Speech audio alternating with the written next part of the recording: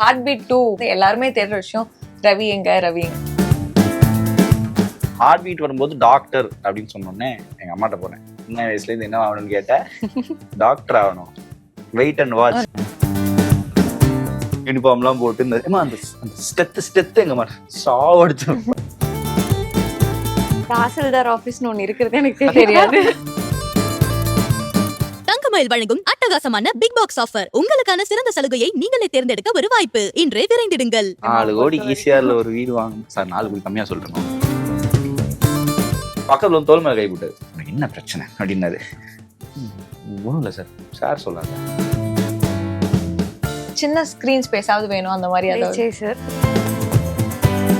First shot வைக்கும்போது அழுக ஆரம்பிச்சிட்டாங்க. எதுக்குடா அழுகுறாங்கன்னு எங்களுக்கு ஒரு பயம். ஷார்ட் டெம்பர்னா யாரு செட்ல? நானும் போய் சொன்னது இல்ல. நானும். உங்க கம்பெனி பேர் என்னன்னு கேளுங்களேன். MAIRU. ஹார்ட் பீட் 2 போஸ்டர் வந்து எல்லாருமே தேடுற விஷயம். ரவி எங்க ரவி எங்கன்றது. சோ உங்களுக்கு எப்படி இருக்கு? நீங்க அந்த ப்ராஜெக்ட்ல இருக்கீங்களா இல்ல என்ன? அதை பத்தி ஏதாவது சொல்ல முடியுமா? இப்போதைக்கு இல்ல. ஓகே. இப்போ வரைக்கும் இல்ல. பட் தெரியல, எதுவுமே சொல்ல முடியாது. நம்ம டிசைட் பண்றதுனால அதான் டேரக்டர்ஸும் ரைட்டர்ஸும் திடீர்னு ரைட்டர்ஸ் வந்து இவன் ஏன் சும்மா இருக்கான்னு தூக்கி உள்ள எழுதுனதுக்கு வாய்ப்பு இருக்கு. ஓகே. இல்ல வேணாம் அப்படின்னு சொல்லி விட்டதுக்கும் வாய்ப்பு இருக்கு. ஸோ எதுவுமே சொல்ல முடியாது. இப்போதைக்கு இல்ல. But I miss it. அது மாதிரி கமெண்ட்ஸ்லாம் பாத்தீங்களா? ஹார்ட் பீட்னா உங்களுக்குன்னு ஒரு தனி ஃபேன் பேஸ் இருந்திருக்கும் இல்லையா? ஹார்ட் பீட் சீரிஸ் போகும்போது இல்லவே குருதான். இது ரவி இல்ல ரவி. நான் ஃபர்ஸ்ட் நோட் பண்ணல. ஆக்சுவலா நான் நோட் பண்ணல. அப்புறம் எனக்கு இவங்க சாருகேஷ் கால் பண்ணாரு. அர்ஜுன் கால் பண்ணி என்ன ப்ரோ ஃபுல்லா அவங்கதான் கேக்குறாங்க அப்படின்னாரு. அப்புறம் தான் நான் போய் பார்த்தேன். அப்படியா அப்படின்னு சொல்லி அதை பார்க்கும்போது பயங்கர ஹாப்பியா இருந்தது. நைஸ் கேக்குறாங்க, எத்தனை பேர் கேட்டிருக்காங்கன்னு சும்மா ஒரு காமெடி சொல்றேன். அப்படியே பார்த்துட்டு இருந்தேன். அது பார்க்கும்போது obviously I miss working with my heart beating. Director சாருக்குமே அந்த மிஸ்ஸிங் இருக்கும். பட் ஆப்வியஸ்லி இது நமக்கு நல்லா போய்கிட்டு இருக்கிறதுனால I miss it. But in good terms. So heart beat உங்களுக்கு ஒரு பெரிய ரீச் கொடுத்து நீங்க ஒரு டாக்டர் ரோல் பிளே பண்ணிருந்தீங்க. சோ அது பர்சனலி உங்களுக்குள்ள ஏதாவது சேஞ்சஸ் கொண்டு வந்தா? ஏன்னா வந்து அது வரைக்கும் நீங்க ஒரு கலாட்டாவான ஒரு ஆளாவான தான் பெரும்பாலும் நீங்க ஆக்ட் பண்ணிருந்தீங்க. ரொம்ப காமிக்கலா ஜாலியான ஒரு ஆளா. சோ அதுல கொஞ்சம் சீரியஸான கேரக்டர் ஒரு டாக்டரா பிளே பண்றீங்க. சோ ஒரு மெச்சூரிட்டி காட்ட வேண்டிய கட்டாயம் ஆப்வியஸா உங்களுக்கு ஏற்பட்டிருக்கும். சோ அதை எப்படி கேரி பண்ணிக்கிறீங்க? இல்ல, நான் யூடியூப் வரதுக்கு முன்னாடி நான் லவ் பண்ணி சீரிஸ் படமோ இல்ல கண்டென்ட் எடுக்கவே இல்லை. நான் பண்ணது பூரா சைக்கோ, கொலகாரன், இந்த மாதிரி க்ரூவலா தான் பண்ணியிருக்கேன். எனக்கு லவ் சைடு நான் யோசிச்சதே இல்லை. யூடியூப் வந்ததுக்கு, ஏன்னா எனக்கு சீரியஸா பண்ணியிருக்கேன். யூடியூப் வந்ததுக்கு அப்புறம் தான் டக்குன்னு லவ் பண்ணுங்க அப்படின்ட்டாங்க. ஃபர்ஸ்ட் ஸ்டார்டிங்லாம் கொஞ்சம் என்ன லவ்வா அப்படின்னு சொல்லிட்டு ரொம்ப கஷ்டங்க. உண்மையிலேயே ரொம்ப கஷ்டம். இங்க சண்டை கூட போட்டுடலாங்க. லவ் பண்றதா நெருப்புலாம் பத்த வச்சு நடிச்சிடலாம், குட்டிக்கர் நடிச்சிடலாம், என்னெல்லாம் அழுகலாம், ஒரு நாள் கூட அழுகலாம். அந்த லவ் பண்றது இருக்குங்க பாருங்க, ரொம்ப கஷ்டம் நடிக்கிறது. ஸோ அதுவும் எத்தனை தடவைங்க 42 தடவைக்கு மேல ஒரு ஆள்கிட்ட எப்படிங்க ப்ரொபோஸ் பண்ணிட்டே இருக்குது, அதுவும் பலவிதமான கண்டென்ட்ல. ஸோ அதெல்லாம் தாண்டி நம்ம ஹார்ட் பீட் வரும்போது டாக்டர் அப்படின்னு சொன்னோடனே எங்க அம்மாட்ட போனேன். சின்ன வயசுல இருந்து என்ன ஆகணும்னு கேட்டேன். டாக்டர் ஆகணும். Wait and watch. செட்லாம் போயிட்டு யூனிஃபார்ம்லாம் மாற்ற மாட்டேன், வீட்லயே மாத்திடுவேன். இந்த மேக்கப் போடுற பழக்கமும் இல்லை. ஆனால் என்ன பண்ணுவேன், எங்க அம்மா முன்னாடியே எங்க அம்மா உடனே கிளம்ப ஓகேடா திட்டுவாங்க, பயங்கரமா திட்டுவாங்க. ஐடியில இருந்தேன், நல்லா வேலை பார்த்துக்கிட்டு இருந்தேன், இப்படி போறியடா ஸ்கூலுக்கு கிளம்பி போற மாதிரி அப்படின்னு சொல்லிட்டு இந்த யூனிஃபார்ம்லாம் போட்டு அந்த ஸ்டெத்து எங்க மாதிரி சாவடிச்சு பயிருக்கு போட ஆடினாங்க. அதெல்லாம் பயங்கர ஃபன்னா இருந்துச்சு எனக்கு. அது டெய்லி எங்க அம்மாவுக்கு வந்து டாக்டர் என்னை வந்து உண்மையிலேயே எங்க அம்மா வந்து டாக்டர் மாதிரி பாத்துக்கவும் செஞ்சாங்க, பாத்துக்கிட்டு இருந்தாங்க. சோ அதுல எனக்கு ரொம்ப ஹாப்பி. உங்களுக்கு நெக்ஸ்ட் பிளான்ஸ் ஏதாவது இருக்கா? இப்ப வந்து ஆபீஸ் ரொம்ப சக்சஸ்ஃபுல்லா போயிட்டு இருக்கு. சோ நெக்ஸ்ட் பிளான்ஸ் ஏதாவது இருக்கா? இதெல்லாம் பண்ணலாம் அப்படின்ற ஐடியா தான் வச்சிருக்கீங்களா? பண்ணலான்ட்டு நம்ம ஐடியா பண்ண முடியாது இல்லையா? 4 கோடி ஈஸியார்ல ஒரு வீடு வாங்கணும் சார். 4 கோடி கம்மியா சொல்றணும் இல்ல. பிளான்ஸ்ன்னு சொல்ல போனா செட்டில் ஆகணும்ன்றது it's very big plan for every one. எல்லாத்துக்குமே அந்த ஒரு பிளான்ஸ் இருக்கும். ஸோ நிறைய படங்கள் பண்ணணும், நிறைய லைக் ஆக்டிங்ல நிறைய எக்ஸ்ப்ளோர் பண்ணணும் அப்படின்றத என்னோட பிளான். ஸோ எல்லாத்துக்கும் பிடிச்ச மாதிரி நடிக்கணும் அப்படின்றது. ஸோ யா அப்கமிங்ல ஒரு 2 படம் பண்றேன். சைன் பண்ணிருக்கீங்க. Okay, congratulation. ஸோ பெரிய படம் தான். So yeah hopefully it will come out soon. Okay. So dream role அப்படின்னு ஏதாவது இருக்கா உங்களுக்கு? எனக்கு வந்துட்டு மகாநட்டியில சாவித்ரி அம்மாவோட கேரக்டர் இல்லையா, கீர்த்தி சுரேஷ் மேம் பண்ணிருப்பாங்க. அது ரொம்ப பிடிக்கும் எனக்கு. அது ஏன்னே தெரியல, எனக்கு இப்போ வரைக்கும் சாவித்ரி மேமையுமே ரொம்ப பிடிக்கும். ஸோ அந்த மாதிரி ஒரு கேரக்டர் பண்ணணும் அப்படின்றது it's my life time ambition சொல்ல போனா. அந்த மாதிரி ஒரு கேரக்டர் பண்ணிடணும் அப்படின்றது. பிக் ஸ்கிரீன் ஆம்பிஷன்ஸ் எந்த மாதிரி போயிட்டு இருக்கு? ட்ரை பண்ணிட்டே தாங்க இருக்கேன். ஓகே. ஆண்டவன் அருளால. நித்தம் ஒரு வானம் பண்ணிருந்தீங்க. அதுதான் உங்களோட ஃபர்ஸ்ட் ஆமா, மூவின்னு சொல்லி. ஆமா. அது அந்த Experience. எக்ஸ்பீரியன்ஸ் எப்படி இருந்தது உங்களுக்கு? ஃபர்ஸ்ட் எனக்கு ராம் ஏடின்னு ஒருத்தர் ராம் தான் கால் பண்ணி சொன்னார், இந்த மாதிரி ஒரு சின்ன ரோல் 5 டேஸ்க்கு ஷூட் இருக்கும், பண்ணுறீங்களா அப்படின்னு சொல்லி கேட்டார். நான் என்ன ஏதுலாம் கேட்கவே இல்லை, ஓகேன்ட்டேன். ஏன்னா எனக்கு என்னென்னா, நம்மளே பண்ணிக்கிட்டு இருக்கோம், நமக்கு உண்மையிலே சினிமா தெரியுமா, இல்லை நம்மளே ஏமாற்றிக்கிறோமா, இல்லை வெளியில் யாராவது போய் ஒர்க் பண்ணாதான் டே கிளம்புடா அப்படின்னு ஏதாவது 2-3 பேர் சொல்லும் போது தான் நம்ம அங்கே என்ன கற்றுக்க முடியும். முதல்ல அசோக் செல்வன் சார் இருக்கார், டேரக்டர்ஸ் பெரிய டேரக்டர்ஸ் இருக்காங்க, ஸோ போய் கற்றுக்கலான்னு தான் சொல்லி அந்த 5 டேஸ் போனேன். Really learnt a lot. ஒரு பெரிய ப்ரொடக்ஷனில் எப்படி ஒர்க் பண்ணுறாங்க, அங்கே இருக்கிற க்ரூ மெம்பர்ஸ் எப்படி ஹேண்டில் பண்ணுறாங்க. அசோக் செல்வன் சாரும் அதே மாதிரி தான். நான் ஃபஸ்ட்டு ஒரு 2 நாள் போயிட்டு சைலண்ட்டாகவே இருந்துருந்தேன். என்ன பேசுறது, நான் காலேஜ் மேட்டு, அவரோட காலேஜ் மேட்டுன்னு சொல்லிட்டாங்க. சார் நிற்கிறாரு, நான் போயிட்டு அப்படியே நின்றுட்டே இருக்கேன். ஒரு 1 hour கூட 1 hour அமைதியாக நின்றுட்டே இருந்தேன், பார்த்துட்டே இருந்தார்.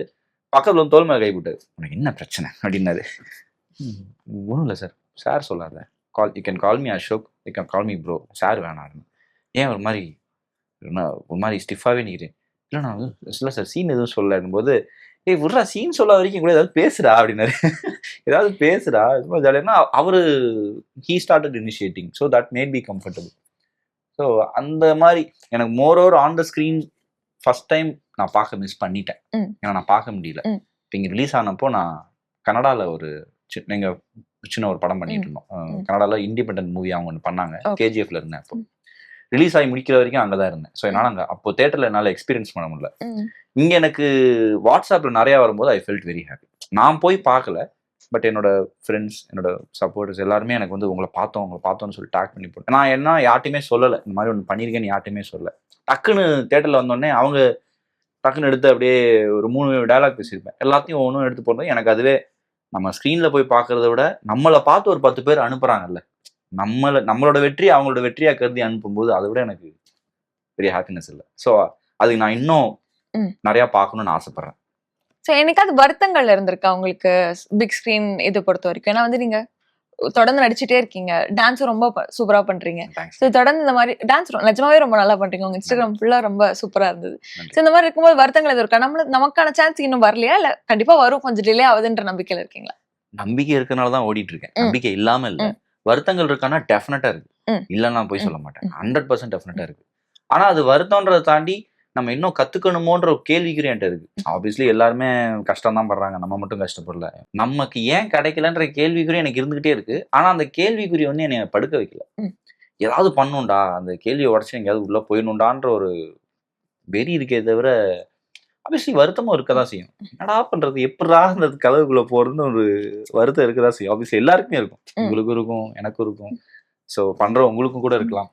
ஸோ அது இருக்கு, இல்லைன்னு சொல்ல மாட்டேன். நீங்க சொல்ற மாதிரி நேரம் காலம் எல்லாம் அமைஞ்சா அமையணும், அமையும். ரொம்ப பாத்து இதான் இந்துட்ட பிடிச்சிருக்கு. ஸோ குரு கிட்ட சினிமா பத்தி பேசும்போது கண்டிப்பா கமல் சார் பத்தி பேசாமையும் இருக்க முடியாது. ஸோ ஹவ் நீங்க எவ்வளவு பெரிய ஒரு ஃபேன் பாய்? எனக்கு ரொம்ப பிடிக்கும். எனக்கு இந்த சினிமாவை பத்தி நம்ம தேட ஆரம்பிக்கும் போது தேடல் போய் முடிஞ்ச இடம் அவர்கிட்ட தான் முடிஞ்சது. நம்ம என்ன பண்ணியிருக்காங்க, யார் என்ன பண்ணியிருக்காங்கன்னு படிக்கும்போது போய் முடிஞ்ச இடம் அங்கதான் இருந்தது. நீங்க நாகேஷ் பண்ணதையும் ஷேர் பண்ணியிருக்காரு, ராபர்ட் இன்ட்ரோ பண்ணதையும் ஷேர் பண்ணியிருக்காரு, சார்லி சாப்ளின் பண்ணதையும் ஷேர் பண்ணியிருக்காரு, இன்னும் பின்னாடி போனீங்கன்னா கூட ஷேர் பண்ணியிருப்பார், எம்ஜிஆர் எல்லாமே ஷேர் பண்ணியிருக்காரு. ஸோ எல்லாமே இருக்கிற ஒரு இடம் அவராக இருக்கும்போது நான் அவர்கிட்டே போயிடலாமேன்னு சொல்லி அப்படி பார்க்க ஆரம்பிச்சது. பார்க்க அந்த ஆளை லவ் பண்ண ஆரம்பிச்சிட்டேன்.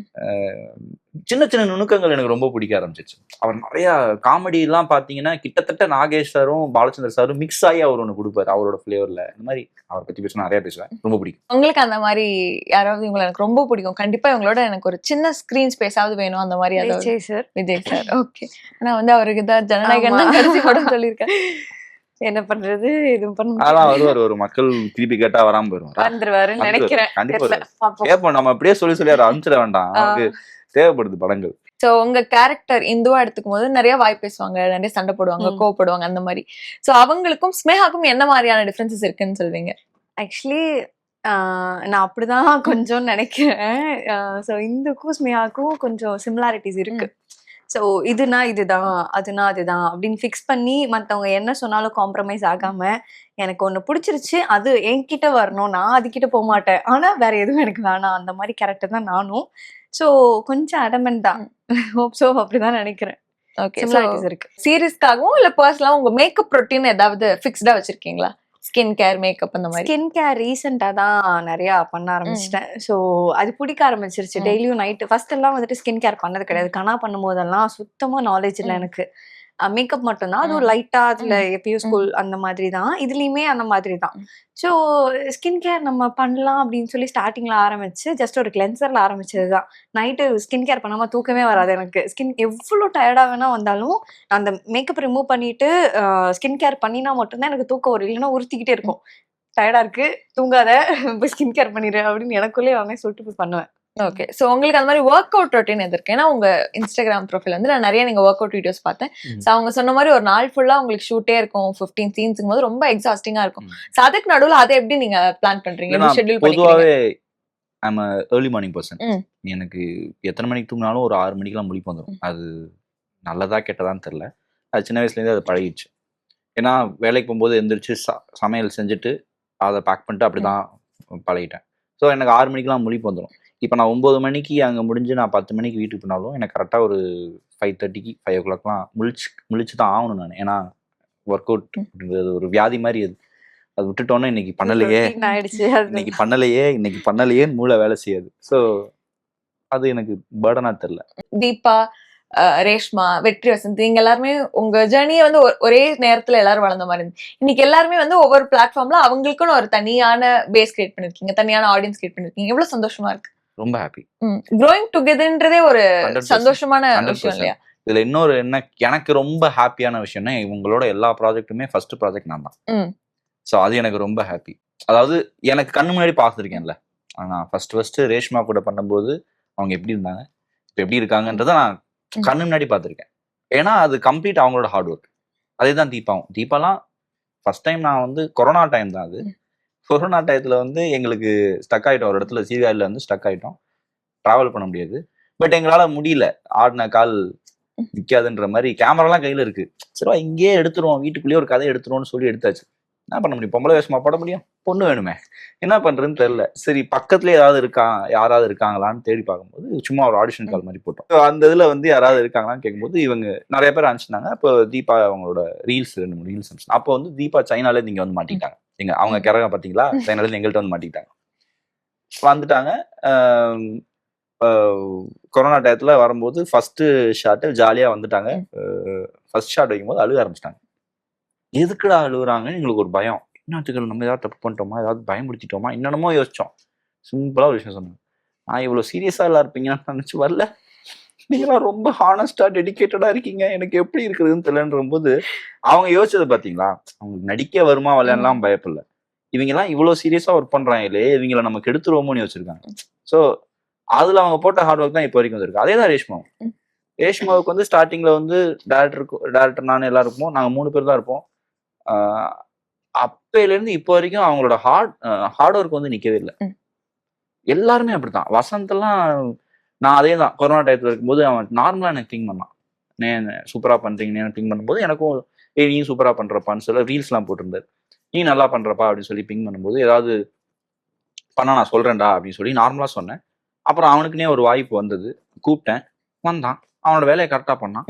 He is one of the top most in Vijay TV. So இவங்கெல்லாம் பார்க்கும்போது எனக்கு என்னன்னா வெளியிலேருந்து அவங்க என்னன்னாலும் இருக்கட்டும், பட் எனக்கு வந்து செம்ம ஹாப்பி. ஏய் செமப்பா நம்ம மச்சான் போயிட்டான், ஏய் இந்த பொண்ணு செம்மையா போயிடுச்சு. ஸோ அந்த வேலை ஐ எம் வெரி ஹாப்பி. செட்ல யார் ரொம்ப லேசி? எனக்கு தெரிஞ்சு அப்படி யாருமே அப்படி இருந்துட்டா செட்ல ஒர்க்கே பண்ண முடியாது. சார் செட்ல ஒர்க்கே பண்ண முடியாது, வெளில போன்றுவாரு. ஆமா எங்க தூங்குறத பாத்துட்டாரு அவ்வளவுதான். இன்னும் தூங்குற வேலை செய்ய கண்டுபிடிச்சிருவாரு. தூங்கிட்டு வந்தாலும் கண்டுபிடிச்சிருவாரு. தூங்கிட்டு இருந்தா மூஞ்சி நல்லா அப்படியே இப்படி இருக்கும்ல, தூங்குனியா அப்படின்னுவாரு. தூங்கு அப்படின்னாரு. ஸோ அதெல்லாம் லேசியா இருக்க வாய்ப்பு இருக்கு. செட்ல அதிகமா பொய் சொல்றவங்க ஏதோ பெரிய போயிடலாம், சின்ன சின்னதா உண்மையை சொல்லிதான் நான் லீவ் கேட்டிருக்கேன் இது வரைக்கும். என்னைக்கு நான் பொய் சொல்லி லீவ் கேட்கல. பொய் நல்லா நடிச்சோன்னு வேணா டேரக்டர் சார் போய் சொல்லிருக்கலாம். எப்படி தெரிஞ்சு எனக்கு தெரிஞ்சு போய் எதுவும் இல்ல. யாரும் இந்த பொய் சொல்லி மாட்டிக்கிற போய் சொல்லிருக்கலாம் தெரியல. நானும் போய் சொன்னது இல்ல. நானும் சொன்னது இல்ல. எப்பவுமே செட்டுக்கு லேட் அப்படின்னா அது யார்? எப்பயுமே இல்ல, எப்பயுமே எல்லாம் சொல்ல மோஸ்ட் ஆஃப் முடியாது. The times. எப்பயாச்சும் நான் தான். Okay okay. சிங்கிள் டேக்ல அந்த ஷாட் ஓகே பண்ற ஆர்டிஸ்ட்னா செட்ல மேக்ஸிமம் நிறைய பேர் இருக்காங்க. எல்லாருமே அப்படிதான். பட் இவங்க சார் இருக்காங்க, ராகுல்னா இருக்காரு, சார் நிறைய சிவானா தடவை ராகுல் சொல்லியிருக்காரு. சிவானா இருக்காங்க, எல்லாருமே சிங்கிள் சனி இருக்கு அப்படி, சபரி இருக்கு அப்படி, எல்லாருமே நிறைய மோஸ்ட்லி பேர், சிங்கிள் okay. அடிச்சிருவாங்க. ஏன்னா அவள் அடிச்சாதான் 11 சீன் ஓட்ட முடியும். ஓட்ட முடியும். இந்துவும் நானும் நிறைய சிங்கிள் டேக், ஏன்னா எங்களுக்கு தான் எமோஷன் ஜாஸ்தி இருந்துச்சு. ஆமா, அதனால சிங்கிள் ஒரே இதுல வச்சிருவாரு சார், போடா அப்படின்றாரு. இந்த போனது எல்லாமே சிங்கிள் ஷாட் தான், போனது எல்லாமே மோஸ்ட்லி. பட் அதுல பெருமையா சொல்றதுக்குலாம் ஒண்ணும் இல்லை, ஏன்னா சிங்கிள் ஷாட்ல போயிடுச்சுன்னா சார் இதுக்கு மேல வராதுன்னு ஒன்று அர்த்தம் இருக்கலாம், இல்லைன்னா இல்லைன்னா இவ்வளவுதான் வாங்க முடியும்னு ஒரு அர்த்தம் இருக்கலாம். அதனால அதுல பெருமை இல்லை. பட் யா, சோ ரீடேக்ஸ் அதிகமா கேக்குறதுன்னு யாராவது இருக்காங்களா? அவங்க வந்து இல்ல நான் இந்த பெர்ஃபார்மன்ஸ் வந்து எனக்கு சாட்டிஸ்ஃபைடா இல்ல, நான் திரும்ப இன்னொரு வாட்டி பண்றேன்ற மாதிரி யாராவது இருக்காங்க? அப்படிலாம் கேட்கவே முடியாதுங்க. சார் ஓகேன்றாருன்னா ஓகே தாங்க. ஓகே சார் இன்னொரு தடவை பண்ணி போதும் நல்லா இருக்கடா அப்படின்னு. நல்லா இல்லைன்னா ஏன் இதை நான் சொல்றேன்னா, ஒரு 3 நாள்ல எனக்கு தெரிஞ்சு, அதாவது நான் ஆர்பிட்ல ஒர்க் பண்ணதுனால நான் சொல்றேன், அவர் வந்து செட் ஆகிற வரைக்கும் எடுப்பாரு. ஒரு 4 சான்ஸ் கொடுப்பாரு உங்களுக்கு. இப்போ நீங்க ஒரு சீன் நடிக்கிறீங்க, அந்த சீன்ல ஃபர்ஸ்டே உங்களுக்கு சொல்லிடுவாரு, உங்களுக்கு மைண்ட் செட் உள்ள போட்டுருவாரு. அந்த 4 ஷாட் தான் உங்களுக்கு சான்ஸ். அதுல கிடைக்கலையா நீங்க தலையில இல்லைன்னா இன்னொன்று போகாது.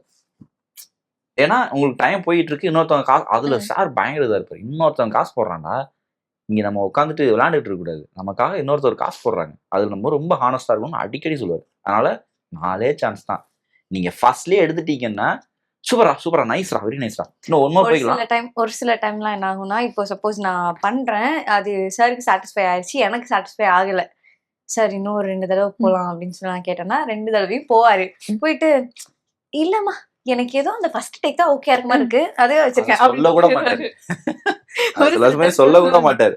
என்ன பண்ணிட்ட அப்படின்னு பாரு. சில சமயம் ஃபர்ஸ்ட் ஓகே சொல்லிருப்பாரு, சரி இது வேற ஏதாவது போறியா, சரி போட்டு இன்னொரு உட்காந்து பார்த்துட்டு இருப்பாரு, என்ன பண்ண அப்படிங்க பாரு, என்ன சொல்ல முடியும். எல்லா சீனுமே ஒர்க் அவுட் ஆகுது காரணமும் அவர் தான். இந்த ரொம்ப பேஷன்ஸா எடுப்பாரு. லைக் ஒரு சீன் நல்லா வரலன்னா அவருக்கு அந்த டேவே வந்துட்டு ஒரு மாதிரி மூட் அப்செட்டா இருப்பாரு. அந்த சீன் ஒண்ணு பிளான் பண்ணிட்டு வந்துட்டாருன்னா அதை நல்லா பண்ணிடணும். அப்படி இல்லைன்னா அவரோட ஃபேஸ் ரியாக்ஷன் பார்த்தாலே தெரிஞ்சு அடிச்சு பாருங்க. ஆமா இன்னொரு நடிப்பா, ஏன்னா அந்த அளவுக்கு டெடிகேட்ன்றத தாண்டி அவர் சொன்ன அந்த பாயிண்ட் தான் எனக்கு இன்னும் மைண்ட்ல, இன்னொருத்தன் காசு போறான்டா, நம்ம இங்க உட்காந்து விளையாண்டுட்டு சொல்லி எந்த அளவுக்கு ஒருத்தர் யோசிச்சா தன்னைத்தானே ஹர்ட் பண்ணிப்பாரு. லவ்ல ஹர்ட் பண்ணிக்கிறத நான் பாத்துருக்கேன், அடிக்க மாட்டாரு கோவத்துல போட்டு லவ்ல ஹர்ட் பண்ணி அந்த மாதிரிலாம் பண்ணிதான் நான் பாத்துருக்கேன். இவரு என்ன சினிமாவுக்கு இப்படி பண்றாரு, நான் அப்படியே தூரத்துல உட்காந்து அதான் பாத்துட்டே இருப்பேன். ஒரு சில சமயம் சொல்லி கொடுக்கறது, சார் பயங்கரமா நடிப்பாரு. இது நான் எங்கேயும் பெருசா சொன்னதில்ல, சார் பயங்கரமா நடிப்பாரு. நேத்து வந்து ஒரு சீன்ல வந்து யாருக்கோ சொல்லி கொடுத்துட்டு இருந்தாரு, டிஎஸ்ஆர் சாருக்கு வந்து சொல்லி கொடுத்துட்டு இருக்கும்போது டிஎஸ்ஆர் சாராவே மாறிட்டாரு. நீ இந்த மாதிரி பண்ணிக்கிட்டு இருந்தான்னு வெயின்னு சொல்லி அவர் நடிச்சு கட்டுறாரு. சார் இழுக்காதீங்க சார், பாட்டு பாடுங்க சார்ன்னு சொல்லி அவர் அதை மோல்டு பண்ற விதமே ரொம்ப அழகா இருக்கும். சிரிச்சுக்கிட்டே பண்ணுவார். இப்போ ஒரு ஷார்ட்ல வந்து சிரிக்கிற சீன் வச்சுங்களேன், சிரிச்சுக்கிட்டே சொல்லி தருவாரு. சூப்பரா சிரிச்சுட்டே சொல்லி தருவாரு. சீரியஸான சீனை நீங்க கஷ்டமே பட வேணாம், அவர் நீங்க பார்த்துட்டா போதும், நீங்க அவர் ஜஸ்ட் பார்த்தா போதும், உள்ளுக்குள்ள ஒரு அல்லு வந்துடும். அதான் நடிக்கிறேன்னா திட்டலாம் மாட்டாரு. அவருக்கு தேவை ரொம்ப டிசிப்ளின். டயலாக படிச்சுட்டு வந்துட்டியா, நீ டயலாக படிச்சுட்டு வந்து தப்பு தப்பா மறந்து போய் சொன்னா கூட பிரச்சனை இல்லை. டைமுக்கு செட்டுக்கு வந்தியா, அதெல்லாம் செட்டுக்கு வந்தியா, ப்ரிப்பேர் பண்ணிட்டு டயலாக் ப்ரிப்பேர் பண்ணிட்டு ஷார்ட்ல வந்து நிக்கிறியா, இவ்வளவுதான் ஒரு டிசிப்ளின். இதுக்கு மேல ஒரு மனுஷன் வந்துட்டு முன்னாடி அமிச்சிடுறாங்க அப்படின்றப்போ நீ டயலாக் படிக்காம எதுக்கு செட்டுக்கு வர, ரொம்ப என்ன வேலை, சிம்பிளான விஷயம் தான் அவர் கேக்குறது. அது கூட பண்ணலன்னா ஓகே சார் வந்து ஒரு ஸ்ட்ரிக்ட்டான மாஸ்டரா தான் இல்ல, ஸ்ட்ரிக்ட்னு சொல்ல முடியாது, கரெக்டான மாஸ்டர், கரெக்டா இருப்பாரு. எதுல தேவையோ அதுல மட்டும் தான் ஸ்ட்ரிக்ட்டா இருப்பாரு. மத்தபடி செட்ல ஷார்ட் டெம்பர்ட்னா யாரா அவங்க சொன்னாங்க, எனக்கு அப்பப்போ கொஞ்சம் ஆங்கிரி இஷ்யூஸ் இருக்கு அப்படின்னு. ஆனா நிஜமாவே ஷார்ட் டெம்பர்ட்னா யாரு செட்ல? யாருமே இல்லையா? இல்ல நான் தெரியலங்க, எனக்கும் தெரியல. யாரும் அந்த அளவுக்கு பண்ண முடியாது. சார் இருக்கும்போது யாராலையுமே அங்க எதுவுமே பண்ண முடியாது. நானுமே அவ்வளோன்னா அங்க பண்ணது இல்லை. ஏதாவது கோவப்பட வேண்டிய இடத்துல மட்டும்தான் கோவப்படுவேன். ஸோ மத்தவங்க அது கூட பண்ண மாட்டாங்க. அதனால மீன் எடுத்தேன். வேற ஏதோ இருக்கும், வேற ஏதோ சொல்லாம விடுறாங்களா? என்னது இது இல்ல. சோ யார் ரொம்ப வாழ்த்தனம் பண்ணுவாங்கன்னா செட்ல அது யாரு? நிறைய பேர் இருக்காங்க. இந்து, இந்துதான் ஃபர்ஸ்ட் பிளேஸ். அதுக்கு சனி இல்ல, சனி தான் ஃபர்ஸ்ட். ஓகே, சனி ஃபர்ஸ்ட் இல்ல எல்லாமே ஒரே கேட்டகரி தான். திடீர்னு ஆமா. இவங்க ஒரு நாள் பயங்கரமா செட்டப் பண்ணுவாங்க, சனி அமைதியா இருப்பாரு. ஒரு நாள் சனி பயங்கரமா செட்டப் பண்ணுவாங்க, இவங்க அமைதியா அது இருப்பாரு. மூட் பொறுத்து காலைல என்ன மூட் வேணி வருமோ வேணி என்ன முத்தழகு கேரக்டர் ராகுல் அண்ணா, ம். அவரு பயங்கர செட்டப் பண்ணுவாரு. முன்னாடி வெற்றி வசந்த் பத்தி சொல்லியிருந்தீங்க. அவர் வந்து நிறைய இடங்கள்ல திரும்ப திரும்ப உங்களை மென்ஷன் பண்ணிட்டே இருப்பாரு. உங்களுக்கு ஸ்வீட். இது பண்றோம். சோ உங்க 2 பேத்துக்கான பாண்ட் எவ்வளவு ஸ்பெஷலா இருக்கு? நான் நிறைய தடவை வந்துட்டு சொல்லிட்டேன். ம். இது வந்து அவனோட ஹார்ட் ஒர்க் தான். இதுல அவன் ஸ்டேஜ் ஏறி சொல்லும் போது டெலி அவார்ட்ஸ் நினைக்கிறாமா, டெலி அவார்ட்ஸ்க்கு வந்து ஃபேவரட் ஹீரோ ஏதோ ஒன்று வாங்கினார். ஸோ அதுல ஏறி வந்து எத்தனை பேர் இருப்பாங்கன்னு தெரியல. அவசரம் மறக்காம என்ன மட்டும் சொல்லலை, என் பேரை சொல்ற மாதிரி சொல்ல, ஒர்க் பண்ண டேரக்டர்ஸ் எல்லாரும் பேரையும் சொல்லும் போது தட்ஸ் அவர் அப்படி இருக்கனால தான் அவர் இப்போ அந்த இடத்துல இருக்கு. That's sweet, how sweet is. அவரை பத்தி அவரும் என்னைய பத்தி என்னாலும் யாரோனாலும் எப்படி பேசுறாங்களோ எனக்கு தெரியாது. But we both are very good. என் கண்ணு முன்னாடி அவன் எதுவும் தப்பு பண்ணதில்லை, அவங்க முன்னாடி நானும் எதுவும் தப்பு பண்ணதில்லை. ஏதாவது கிட்டத்தட்ட நீங்க சொன்ன ஒரு கேள்வி கேட்டீங்களா, இந்துவுக்கு பாரிக்கும் என்ன வித்தியாசம்? எனக்கும் பாரிக்கும் ஒரு பெரிய கனெக்ஷன்னா மூஞ்சி மேல ஸ்ட்ரெயிட் ஃபார்வர்டா சொல்லிடுது. எனக்கு ஸ்ட்ரெயிட் ஃபார்வர்டா சொல்றது எனக்கு ரொம்ப பெட்டர்னு எனக்கு தோணும். நல்லா இல்ல, இந்த ட்ரெஸ் நல்லா இல்லைன்னு சொல்லி காலில் கூட விழுந்துடலாம், பின்னாடி சூப்பர் அப்படின்னா நல்லா இருக்காது.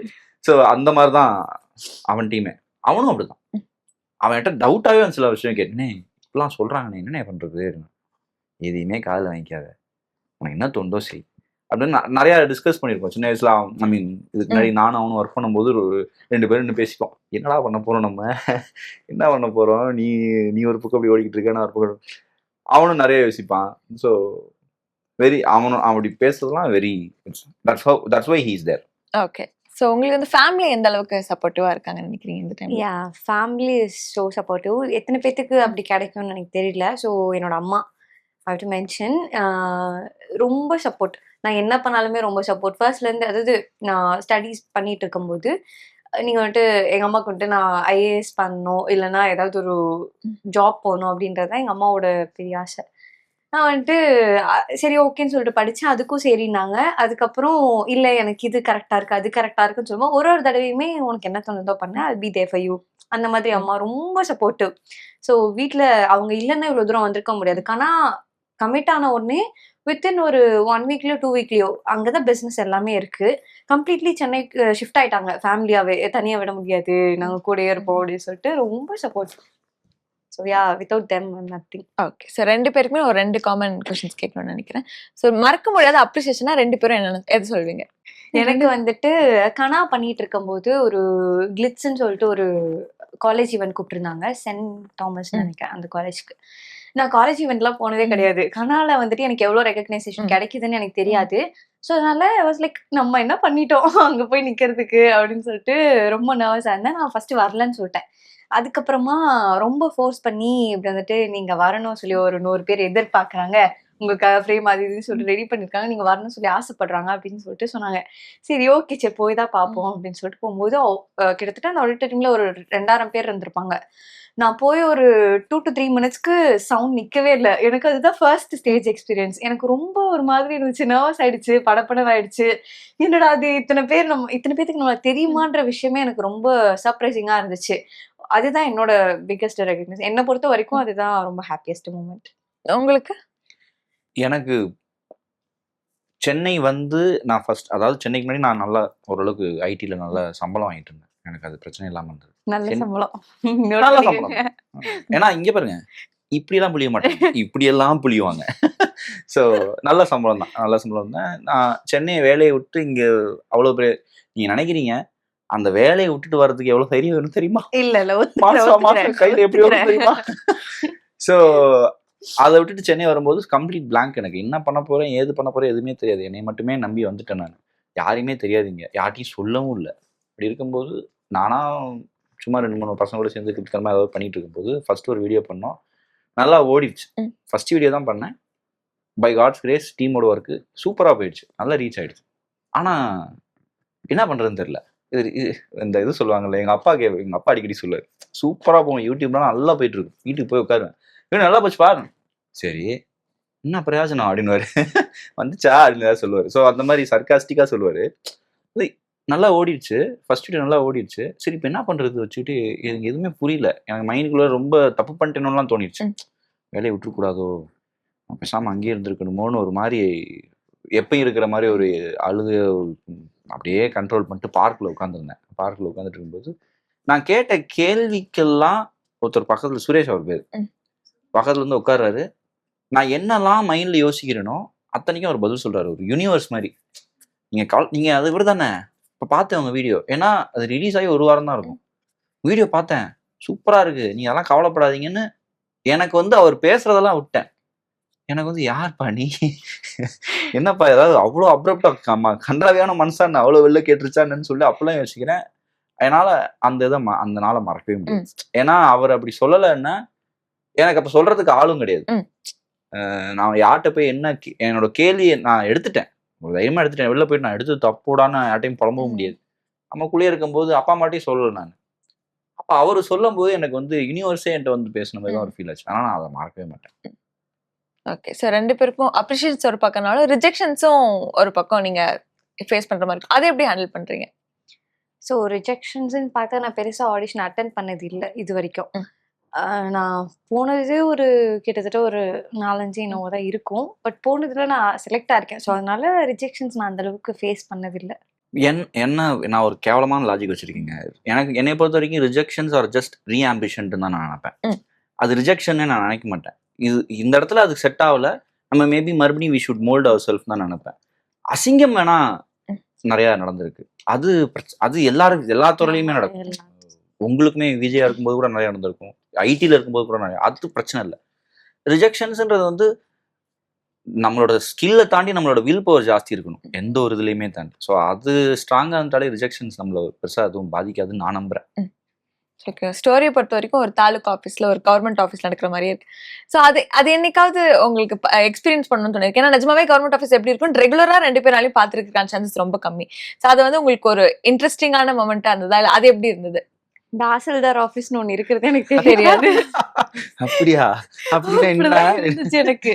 அங்க என்ன பண்ணுவாங்க, எதுக்கு வருவாங்க, என்ன நடக்குவாங்க, எதுக்காக மக்கள் வருவாங்க, அது எதுவுமே தெரியாது. ரொம்ப கன்ஃபியூஸ்டு தான் இருந்தது ஸ்டார்டிங்ல. ஸோ அந்த ஒரு செட்டப்க்கு போகும்போது ஓகே இப்படிதான் இருக்கும் போல, ஓகே ஒரு வில்லேஜ்ல இவ்வளவு மோசமா இருக்கும் போல, அதுக்குள்ள இவ்வளவு விஷயம்லாம் நடக்கும் போல அப்படின்னு நாங்க போனதுக்கு அப்புறம் தான் நான் கத்துக்கிட்டேன் நிறைய. இப்படிலாம் நடக்குமா அந்த மாதிரி இப்போ இது நீங்க பாத்துக்கிட்டீங்கன்னா இது எல்லாமே கற்பனை தான். இப்ப நம்ம வச்சிருக்க தாசில்தாரும் ரியல் ஆஃபீஸ்ல அப்படி நடக்குமானா கிடையாது, 100% கிடையாது. ஏன்னா சார் வச்சிருக்க கேரக்டர் பேரு, நீங்க ஊர் பேர் வந்து நீங்க கவனிச்சீங்கன்னா தெரியும். கண்டமன்னூர் தாசில்தாரா, கண்டமன்னூர் தாசில்தார் என்ன கண்டமணிட்டாருன்னு ஒரு சீன் வரும் வடிவெழுதுல, அததான் தூக்கி வேணுட்டே வச்சாரு. ஸோ இந்த மாதிரி நிறைய பேர் வந்து நான் சில விஷயங்கள் சொல்ல முடியாது ஸ்ட்ரெயிட்டா, ஆனா இருக்கு, நீங்க கண்டுபிடிக்கணும்னா கண்டுபிடிச்சு. அந்த மாதிரி இன்சைடு ஜோக்ஸ், இன்சைடு ஹிண்ட்ஸ்லாம் நிறைய கொடுத்துருப்பாரு. உதாரணத்துக்கு உங்க கம்பெனி பேர் என்னன்னு கேளுங்களேன். MAIRU. ஒரு இப்போ கம்பெனி பேரு, இந்த பேரு கிடைக்கலங்க, இவங்க ஐடில ஜாயின் பண்ணணும். ஆமா, பேரு கிடைக்கல, சத்யன் ரெஃபர் பண்ணி ஒரு ஐடி என்ன பேர், சிஜின்னு போட்டீங்கன்னா ஒரு பேர் வருது, ஜியூன்னு போட்டீங்கன்னா ஒரு பேர் வருது, எல்லாத்துக்குமே ஒரு பேர் வருது. பார்த்தாரு MAIRU கம்பெனில இருந்து உங்களுக்கு இன்டர்வியூ வந்திருக்கு அப்படின்னு சொல்லி கால் பண்ணி சொல்லுவாங்க. அதான் நான் இந்த கம்பெனிக்கு அப்ளை பண்ணவே இல்லையே அப்படின்னு அந்த மாதிரி எல்லாம். அந்த மாதிரி சின்ன சின்ன விஷயம், இது ஜஸ்ட் ஒரு 1% தான், இந்த மாதிரி நிறைய இருக்கு. அதுக்கப்புறம் நோட்டீஸ் பண்ணி பார்த்தா இந்த மாதிரி நிறைய விஷயங்கள் கண்டுபிடிக்கலாம். நிறைய பேர் ஆல்ரெடி கண்டுபிடிச்சிருப்பாங்க. சோ நீங்க சொன்னதுக்கு சொல்றேன், தாசில்தார் ஆபீஸ் மாதிரினா சத்தியமா கிடையாது. இது ஒரு இமேஜினபிள், ஒரு ஃபேண்டசி, கிட்டத்தட்ட ஒரு ஃபேண்டசி வில்லேஜ். இவ்வளவு நேரம் 2 பேரும் கொடுத்ததுக்கு ரொம்ப தேங்க்ஸ், ரொம்ப பியூட்டிஃபுல்லா இருந்துச்சு. Thanks for the time. Thank you so much. தங்கமயில் வழங்கும் பிக் பாக்ஸ் ஆஃபர். தங்கத்துக்கு வெள்ளி சேதாரத்தில் தள்ளுபடி. 1 கிராம் தங்கம் வாங்கினால் 400 ரூபாய் வரை தள்ளுபடி என வகை வகையான ஆஃபர். இச்சலுகை ஜூன் 1ஆம் தேதி வரை மட்டுமே.